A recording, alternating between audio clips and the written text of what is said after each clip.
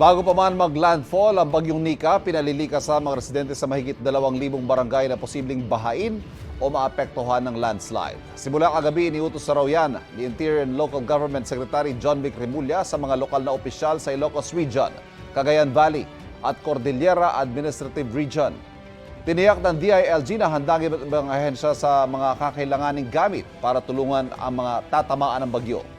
Isang linggong masamang panahon ang pinaghahandaan dahil bukod sa bagyong Nika, posible pa po yung masundan ng dalawa pang bagyong tatawaging Ophel at Pepito.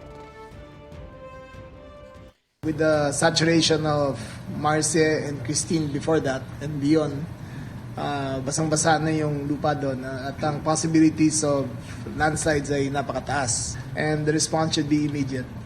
Again, we cannot state it enough that those 2,500 barangays are in the direct path of the storm, which we are expecting up to 600 millimeters, up to 700 millimeters of rain in the next 7 days.